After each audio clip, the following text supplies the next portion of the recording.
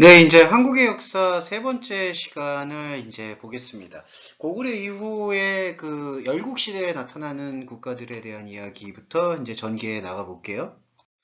자, 그 한반도의 나라의 그 구성을 보시면은 뭐 어떤 학자들은 호랑이 모양이다, 토끼 모양이다라고 하지만 이탈리아의 반도 국가처럼 나라 형태가 이제 조금 이게 삼면이 바다로 되어 있는 형태로 되어 있습니다.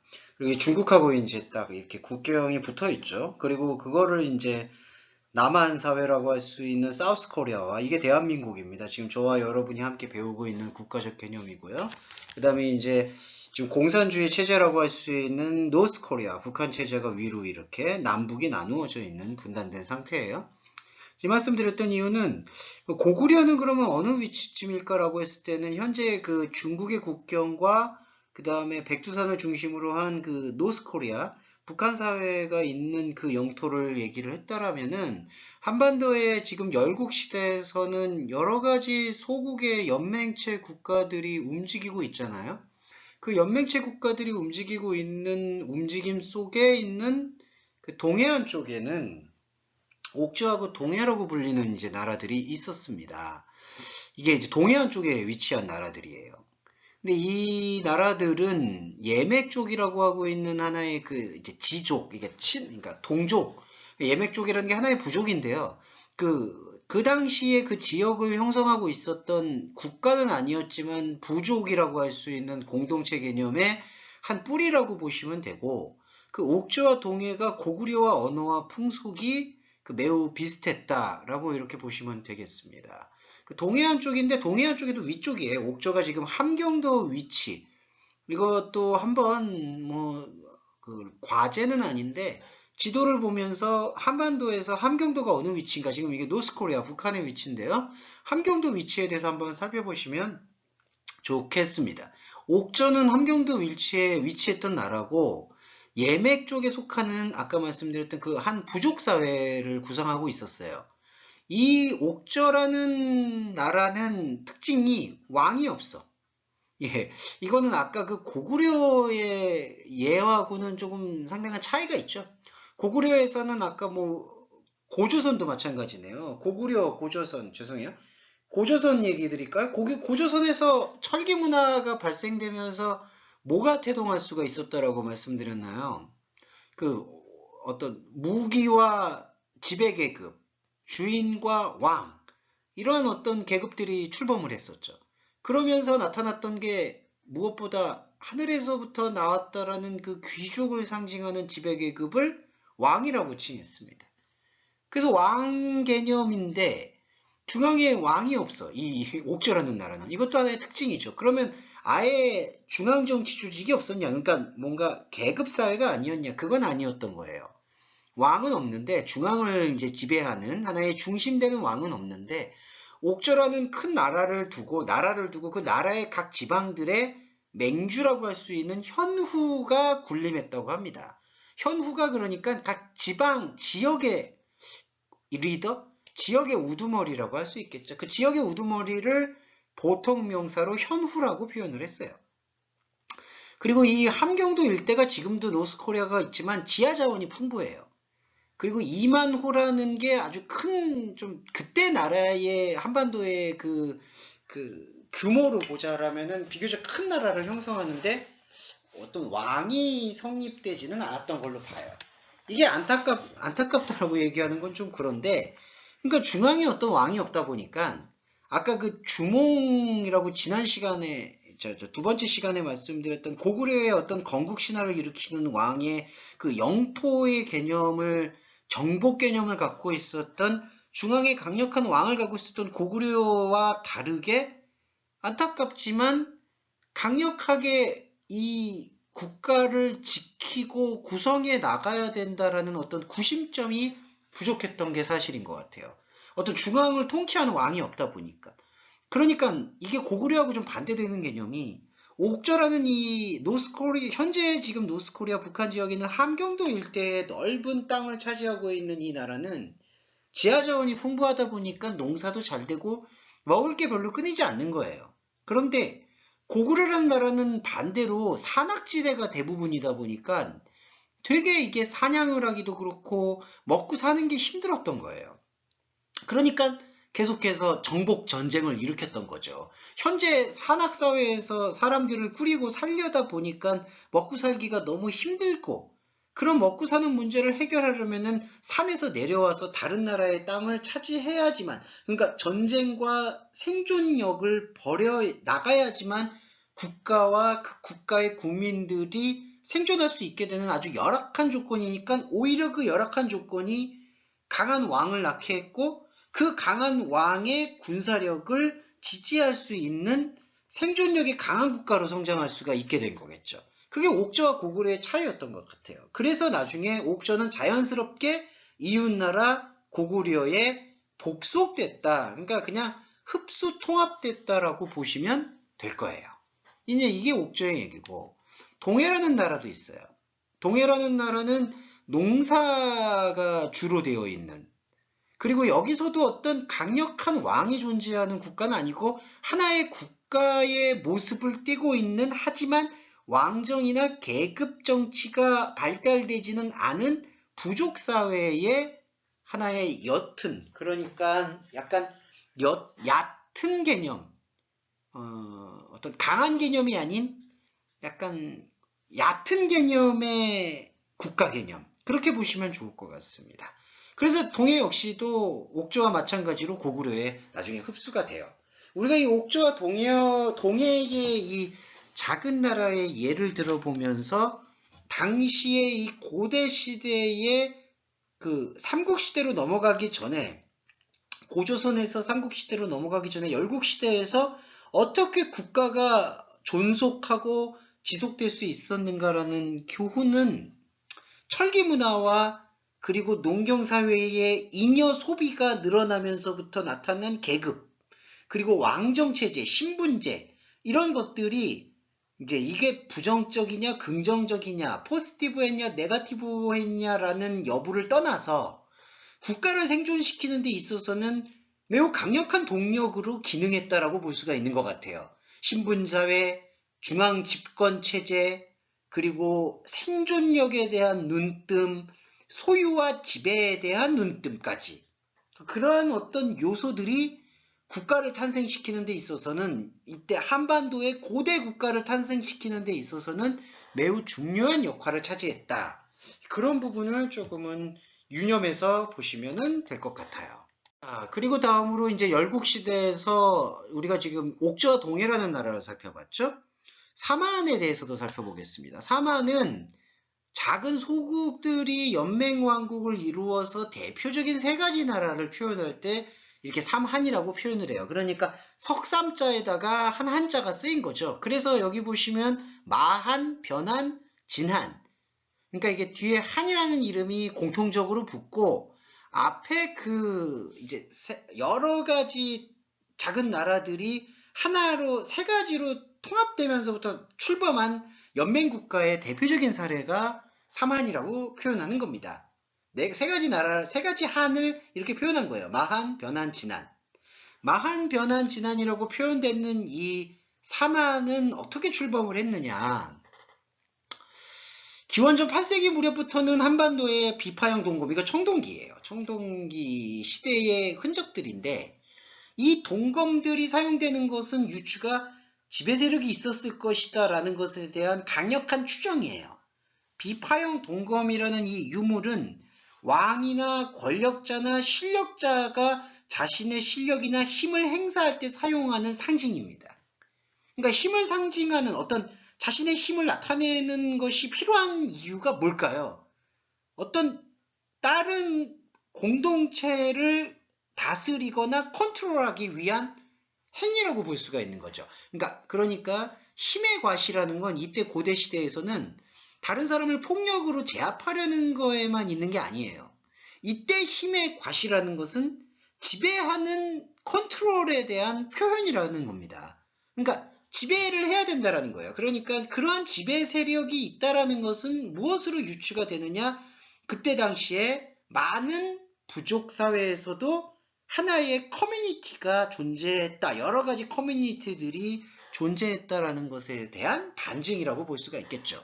또 하나, BC 8세기에는 비파형 동검이 사용된 것으로 유추해 볼 때 지배 세력이 출범했고 공동체 사회가 분명히 존재했다라는 것을 확증시켜주는 단서로 볼 수 있고, BC 4세기경에는 세형 동검과 같은 것이 출토되는 것으로 미루어 보았을 때 한반도에는, 예전에 한국의 영토에는 많은 성읍 국가들이 자리 잡았을 것으로 추정하는 거예요. 왜냐하면 이제 BC 8세기경의 비파형 동검 같은 경우에서 힘의 과시고, BC 4세기경에는 그런 것들의 힘의 과시를 뭔가 영토성으로, 그러니까 영토를 확증하고 그 영토를 보호하려는 노력과 움직임이 제도화되었다라는 것을 반증해주는 그 문화재가 바로 세형동검 같은 경우거든요. BC 4세기경에. 이것도 나중에 구글이나 인터넷으로 검색해 보시면 좋겠습니다. 이러한 것들을 미루어 봤을 때 한반도에 꽤 많은 성읍 국가들이 자리 잡았을 것으로 추정을 하는 거예요. 성읍 국가라는 게 무엇이냐? 여러분, 나라와 마을 같은 거를 이렇게 구성할 때 하나의 이렇게 구획을 지어야 되잖아요. 경계를 지어야 되고 구획을 짓는 거. 그런 걸 바로 이제 성읍 국가라고 표현할 수가 있는 거예요. 그러니까 아주 낮은 개념이더라도 담을 쌓고 성문을 만들어서 하나의, 우리는 이것을 성읍을 원으로 삥 둘러서 그 안에서 하나의 부족이 나타나고 사람들이 삶을 살기 시작하면서 거기에서 지배계급이 나오고 왕이 나올 수도 있겠고 아니면은 귀족이 나올 수도 있겠죠. 자, 그렇게 형성되는 많은 국가들이 있는데 그거를 다 성읍국가라고 표현을 합니다. 이거에 대한 기록이 여기 나와요. 기원전 3세기에 이제 삼국지, 중국의 유명한 병법서인데 삼국지 위서, 그러니까 삼국지와 비슷하게 쓰여져 있다. 삼국지를 닮아서 본따서 쓴 책이다 라고 하는 게 바로 위서라고 하는데요. 그 위서 동이전에 이 사만에 대한 흔적을 알 수 있는 그 단서들이 등장하는데 한반도에 사만에 속한 나라들이 무려 7, 80여 개국에 있다. 그러니까 여러분, 한반도라는 나라가, 지금 한국이라는 나라가 그렇게 크지 않잖아요. 중국에서도 오셨고 베트남에서도 유학을 오신 분들 아시겠지만 한국이라는 나라의 땅이 그 베트남이나 중국에 비하면 사실 적죠. 작습니다. 근데 이렇게 작은 나라가 그 작은 나라 안에서도 7, 80여 개국의 또 작은 나라들이 있었다. 이렇게 유추해 보시면은 한반도에 얼마나 많은 작은 나라들이 서로 간에 그 좋은 의미에서는 경쟁이고 나쁜 의미에서는 계속해서 뭔가 자기네들 국가의 우월성을 입증하는데 혈안이 되어 있지 않았을까, 그렇게 추정은 해볼 수가 있겠죠.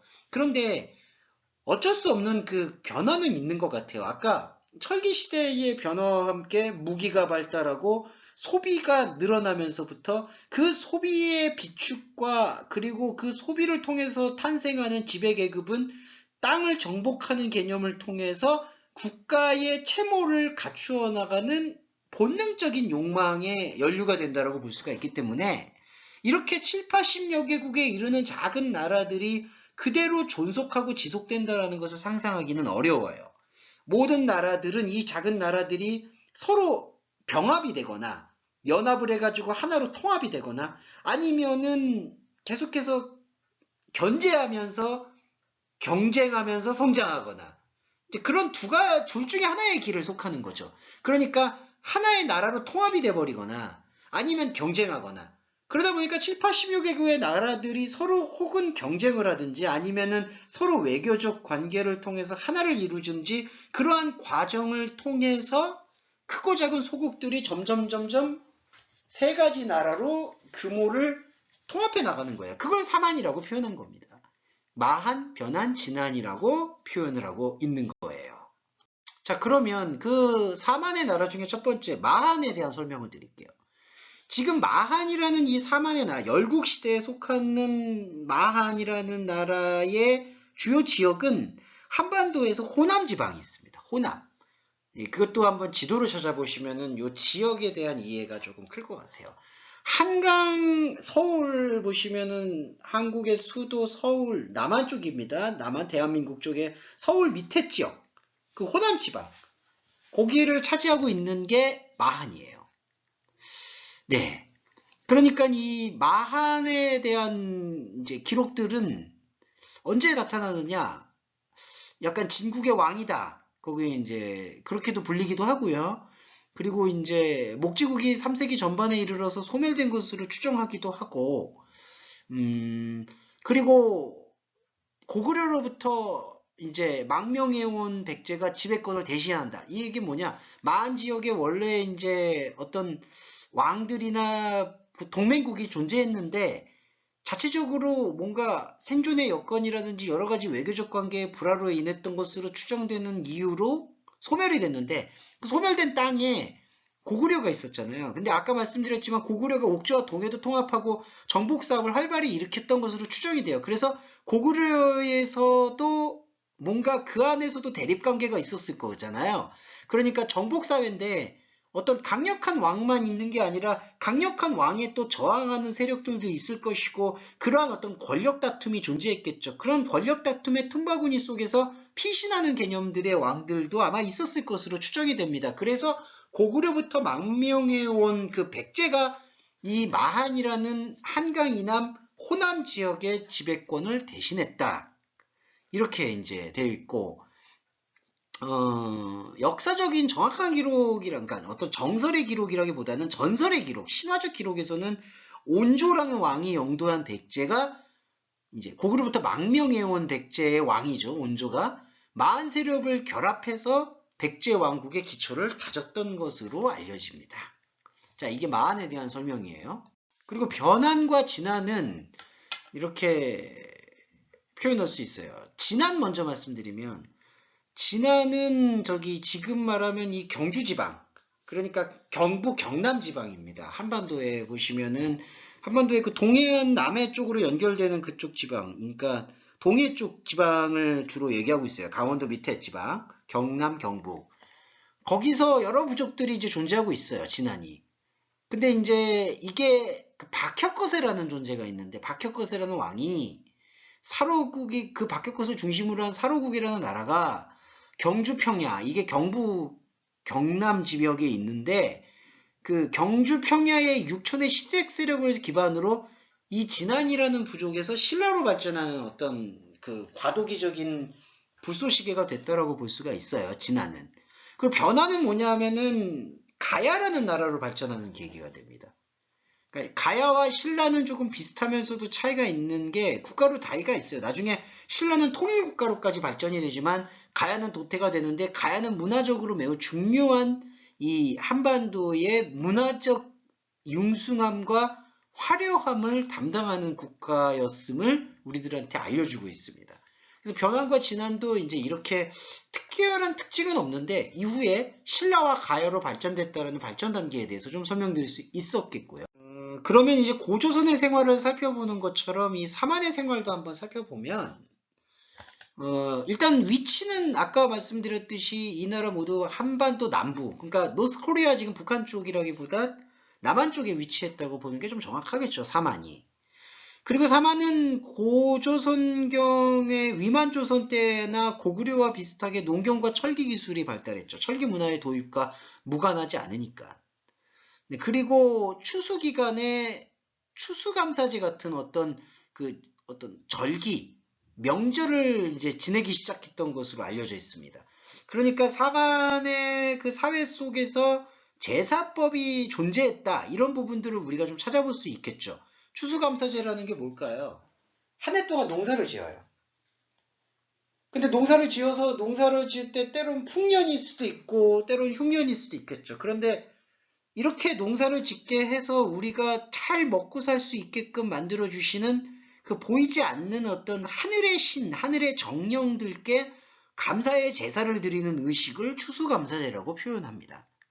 그러니까 사만이 갖고 있는 이 나라적인 특징은 부족사회고, 그리고 어떤 강력한 통치는 아니더라도 지방의 맹주들이 모여있는 그래도 왕족사회의 모양을 띠고 있는데, 이 왕족사회와 지배사회가 놓치지 않았던 것은 바로 하늘에 대한 종교심이었던 것을 유추해 볼 수 있어요. 그 종교심이라는 것이 사실은 절대적인 어떤 이념, 곧 이데올로기로 발전하게 되면은 그게 바로 지배 이데올로기가 되는 것이고요. 그러한 어떤 하늘에 대한 두려움이나 경외심이라는 그 종교적인 맥락이 정교 분리, 곧 정치와 분리, 종교가 분리된 상태로 별도로 개발이 되고 발전이 되는 것이 오늘날 민주적인 어떤 현대 사회에서 근간이 되는 어떤 사회 모델, 정치 모델로 좀 제시되고 있다. 그런 부분들까지도 좀 설명드리고 싶네요. 사만의 생활을 좀 살펴봤습니다. 자, 그래서 이제 열국시대라고 하고 있는 원삼국시대에서 삼국시대로 이렇게 넘어오는 과정에서 삼국시대를 또 다른 표현으로 고대시대라고 표현을 합니다.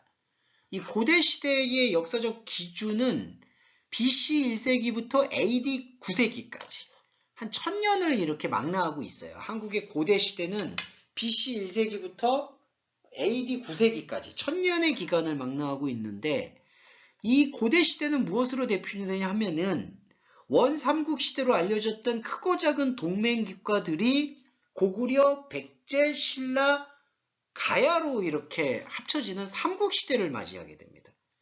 그리고 또 그 다음에 뭐가 등장하느냐, 고구려와 백제가 멸망한 다음에 바다의 국가라고 할 수 있는 발해가 세워지는 것을 나타내는 것은 어떤 시대라고 얘기하냐면은 남북구 시대. 이거는 발해와 신라 이렇게 표현할 수가 있겠죠. 그리고 마지막으로 신라 마렵, 그러니까 신라 마렵의 호족 세력에 의해서 형성된 후삼국시대까지, 그러니까 고려시대 이전까지를 고대시대라고 표현을 합니다. 네, 이때의 어떤 특징들은 한번 우리가 좀 더 면밀하게 살펴볼 수 있어야 될 것 같네요.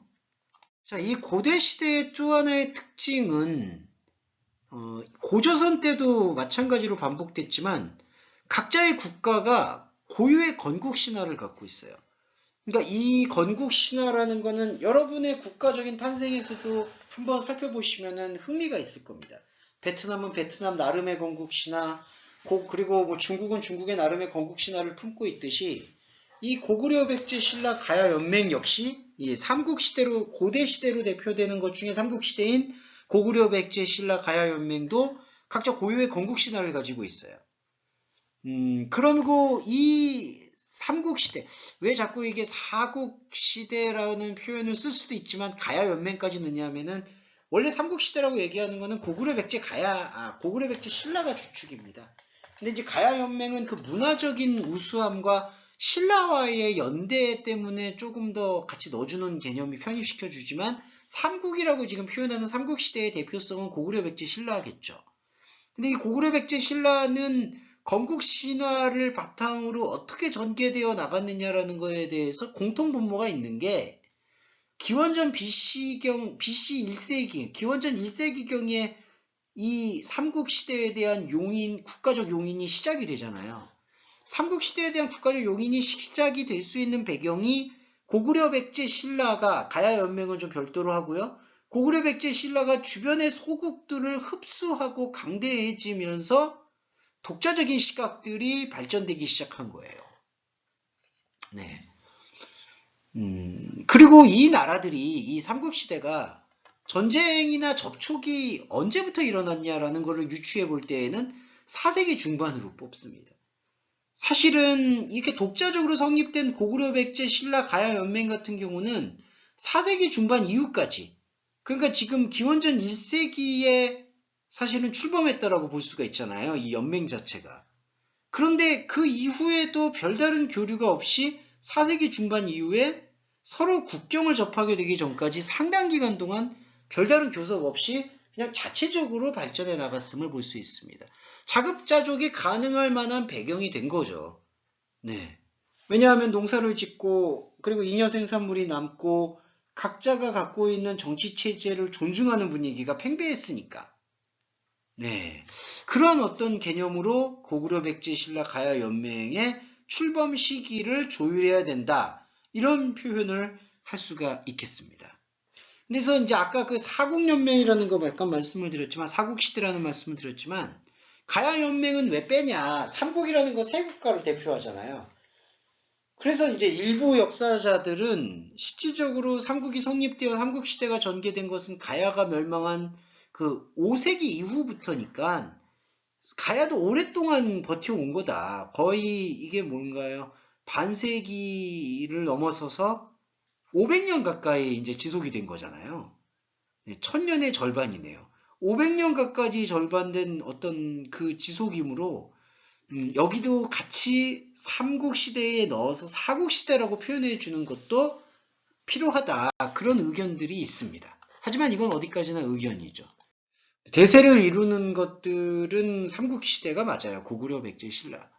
자, 고구려, 백제, 신라의 정치적 특징만 마무리 드리고 오늘은 여기서 마무리를 하겠는데요. 이번 시간은 삼국시대 고구려, 백제, 신라의 정치적인 특징은 독자적인 권력을 갖고 있었다라는 거예요. 네. 서로가 그리고 또한 독자성이 있어요. 독자적인 정치력과 독자적인 독자성, 생활의 독자성. 그러니까 이렇게 하다 보니까 언어도 다르고 그런 어떤 세로 간의 어떤 외교 같은 것들이 이루어지는 것보다는 독자적으로 구축하는 군사력이나 권력이 훨씬 더 강했다는 거죠. 네. 이 예를 들자면 고구려에서는 3세기 전반까지 AD 3세기입니다. 손오부라는 어떤 지도의 급이 자체의 종묘과 사직과 조상신과 토지신에게 제사를 지내는 등 상당한 독자성을 유지했다라고 얘기를 해요. 그러니까 이런 부분들이 세상의 정치와 하늘의 정치가 뭐 다르다는 식으로 이원론적으로 접근하는 그러한 어떤 부정적인 결과도 낳지만 문명과 죄송합니다. 문명과 신적인 인식을 조금 더 강조하는 그러한 어떤 정치적 기반을 나타내고 있다라고 할 수가 있겠죠. 네. 오늘은 이렇게 정치적인 그 삼국시대의 정치까지 이야기했고요. 다음 시간에 삼국시대 이야기 조금 더 풀어나가 보겠습니다. 이렇게 5주 동안은 저희가 한국의 역사를 전체적으로 개괄하는 시간입니다.